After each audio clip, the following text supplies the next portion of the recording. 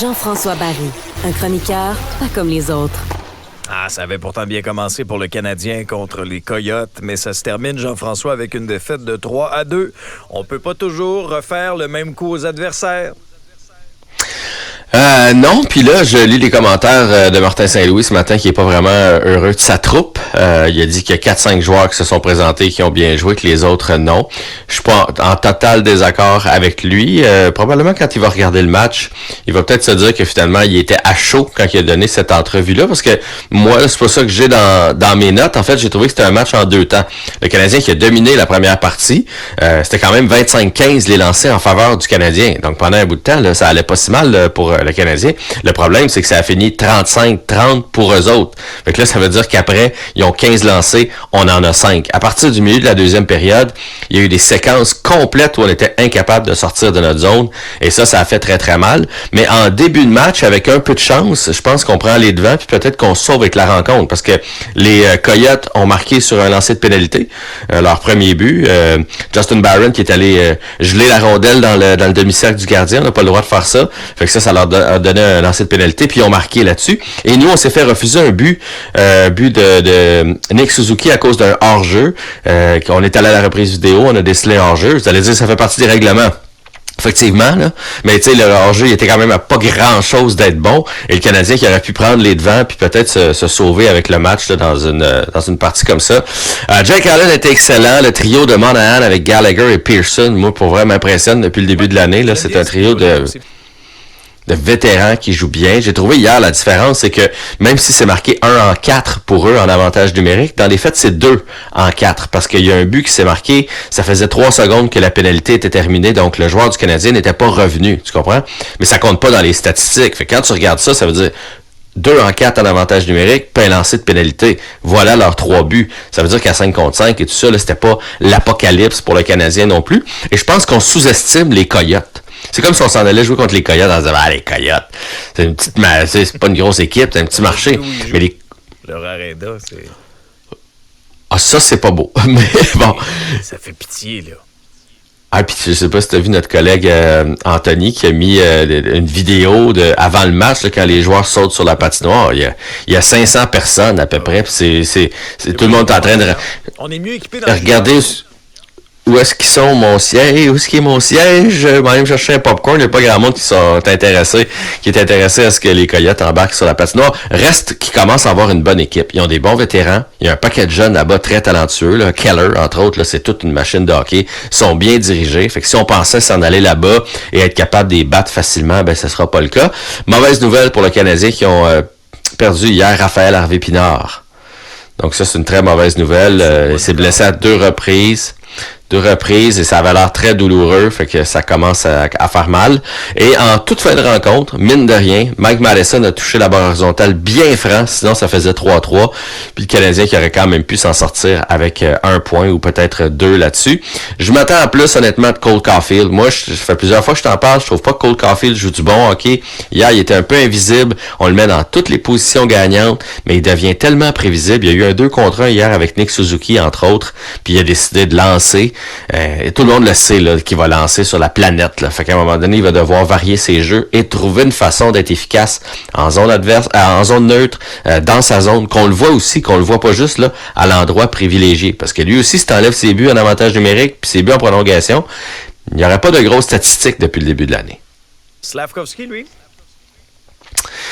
Écoute, je sais pas si tu as vu qu'on s'est fait narguer par les Coyotes de l'Arizona hier, qui ont mis sur X une petite vidéo, là, une petite phrase avec un meme, là, genre, là. Puis ça dit, c'est ce que ça fait quand tu choisis pas Logan Cooley au repêchage avec le logo du Canadien, parce qu'il a fait une magnifique pièce de jeu, Logan Cooley, sur le but gagnant. Donc le but qui a fait 3-2. Il y a pas de doute qu'il est meilleur que Juraj Slavkovski présentement là, tu vois que le gars il patine. C'est ça. Fait que on s'en reparlera dans 5 ans, mais présentement si tu prends une photo, ça fait mal. pour vrai, on va se le dire, ça fait mal. Il y en a un qui est fluide, il y en a un qui a du flair hier sur cette passe-là, là, son accélération. Alors que Slafkovský, hier, je sais pas s'il sentait la pression, mais tu sais, des fois, il a l'air un peu de Bambi, sa patinoire, là. Ah, qu'hier, on dirait que ses patins étaient... On dirait que les lames de patin étaient en cerceau de même, là. Tu sais, comme une banane, parce qu'il était donc pas stable sur ses patins, ça y allait de l'avant en arrière, il est long à dégainer, il transporte pas la rondelle. Fait que je sais pas s'il sentait cette pression-là, mais ça a pas été son meilleur match hier. On va se transporter à Ottawa, parce qu'il y a eu des changement important, c'est terminé l'ère Pierre Dorion depuis quelques jours à Ottawa. On se pose la question, qu'est-ce qui va se passer avec cette équipe-là? Est-ce qu'un Mathieu Darche, par exemple, pourrait être un bon candidat comme directeur général? Moi, si tu veux mon avis, Jean-François, DJ Smith, là, je passerai à autre chose. Et je verrai Patrick Roy. Autre défaite pour les Sénateurs, 3-2, cette fois contre les Kings de Los Angeles. Ouais, moi j'aime toujours ça, voir comment une équipe va réagir. Tu sais, hier, là, dans le fond, t'as ton propriétaire, ton nouveau propriétaire, il est propriétaire depuis 30 jours, qui décide de faire des mouvements comme ça dans l'organisation, qui prend la parole. Moi, je l'ai écouté son point de presse, puis j'ai senti qu'il était fâché. J'ai senti aussi que c'était comme, OK, fini les petits sénateurs, là. Tu sais, les petits sénateurs dont on rit, là, on ne fera pas rire de nous autres par la Ligue comme ça, on va pas faire des erreurs, on va pas mal paraître. Je veux que les sénateurs, je veux qu'on soit fiers des sénateurs. Moi, c'est ce que j'ai senti en point de presse, donc j'ai toujours hâte de voir est-ce que les joueurs vont répondre dans ce temps-là. Et hier, non seulement c'est une défaite de 3-2, mais les Kings ont pris les devants 3-0. Fait que ça veut dire qu'ils sont pas sortis forts, les Sénateurs d'Ottawa. Fait que là, est-ce que les joueurs entre eux veulent la tête de DJ Smith? Est-ce qu'ils sont tannés de jouer dans son système un peu archaïque, un peu on brasse, on lance ça dans le fond, tu sais, c'est ça le DJ Smith. Est-ce qu'ils ont envie d'avoir un entraîneur à la Martin Saint-Louis qui voit le hockey comme il devrait être joué en 2023? Peut-être, mais bref, la réponse des Sénateurs hier, ça n'a pas été ça. Est-ce que ce sera Mathieu Darche? Est-ce que ce sera Patrick Roy? Je sais pas qui ça va être, mais j'aime toujours ça voir la réaction de l'équipe, et hier, visiblement, ça les a pas secoués ben. Non, tu fais bien de le souligner, puis t'as entièrement raison. Tu sais, quand une équipe tire de l'arrière 3-0 après la première, c'est que tu te présentes pas. T'es pas là pantoute. Mais Jean-François, on attend quoi dans la Ligue nationale de hockey pour redonner une autre chance à Patrick Roy? Je veux dire, son travail a été souligné avec l'Avalanche du Colorado. Ça s'est mal terminé. OK, je comprends. Mais après ça, il a tout gagné dans le junior. Tu sais, il s'est retiré avec les Remparts de manière extraordinaire en remportant tout sur son passage. C'est ce gars-là que ça prend pour les Sénateurs. T'sais, même Patrick Roy l'a déjà dit que si c'était à refaire, il ferait les choses différemment lorsque ça a été la fin avec l'Avalanche. On ne sait pas ce qui s'est passé. Mais visiblement, il s'est peut-être passé quelque chose de plus majeur que toi et moi, on s'imagine. Parce que c'est un petit monde, le Joe Sakic, qui était son DG à l'époque, qui est bien plugué dans la Ligue nationale. Tout le monde se parle. Fait que sûrement quelqu'un à un moment donné qui fait, c'est quoi qui est arrivé avec Patrick Roy? C'est quand son nom arrive sur... Mais en même temps, à un moment donné, je me dis, tout le monde change dans la vie, là. Il a fait des erreurs, il les a admis. On peut-tu lui donner une autre chance, là, au lieu de vivre avec cette étiquette-là constamment? Mais moi, je pense que ça s'en vient, tout ça, là. Tu sais, nouveau propriétaire, c'est un classique, là, Alexandre. Nouveau propriétaire qui dit, on va être patient avec le monde en place. Regardons à Montréal ce qui est arrivé. Puis là, c'est pas trop long qu'un nouveau DG arrive qui dit, non, on va continuer avec DJ Smith. Comme Kent Hughes avait dit, on va pas congédier du charme. Puis, dans le temps de le dire, Martin Saint-Louis est en place. Quand il y a du nouveau monde qui arrive comme ça, tout le monde met leur homme de confiance. Si ça va mal à Ottawa, ça va encore plus mal à San Jose. Les Sharks, je veux dire, c'est pitoyable. Ils n'ont pas gagné une fois. Ils n'ont pas gagné une fois. Et hier, ils ont perdu 10-1 contre les Canucks de Vancouver. Je me suis couché, c'était 8-0.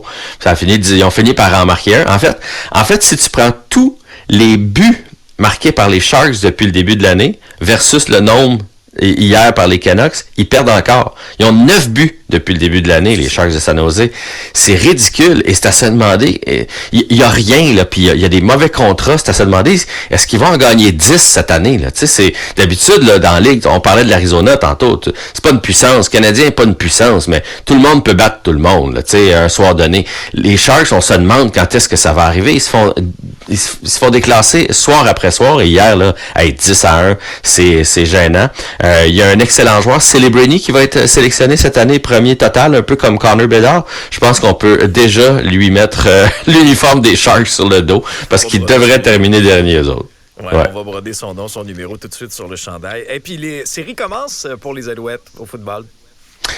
Ouais, puis c'est pas bien long dans les Canadiennes de football. Il n'y a pas beaucoup d'équipes, donc c'est un match important. On a gagné le privilège de commencer ça à la maison, donc c'est samedi à 15h ici à Montréal. Évidemment, on s'attend à ce que ce soit plein. On aimerait bien une victoire des Alouettes pour les faire passer en demi-finale. Et on sait que c'est contre les Tiger Cats d'Hamilton. Alors c'est pour ça qu'aujourd'hui, tu as vu que j'ai inversé mes chandails en arrière. J'ai mis celui des Alouettes à la gauche. Ouais. Ouais. C'est pas mon plus beau, par exemple. Il manque le logo en avant. Je sais pas pourquoi j'ai pas de logo. Ben, faudrait qu'il m'en envoie un, non? On n'est pas comme à moitié propriétaire, toi puis moi, des Alouettes. Oui, on est actionnaire. On a notre papa en haut, là. C'est à lui, les Alouettes. Fait qu'il... là, une nouvelle uniforme des Alouettes avec le logo Vidéotron, ça serait parfait. On lance ça comme ça, Jean-François. C'est envoyé. À très bientôt. Salut. Bon week-end.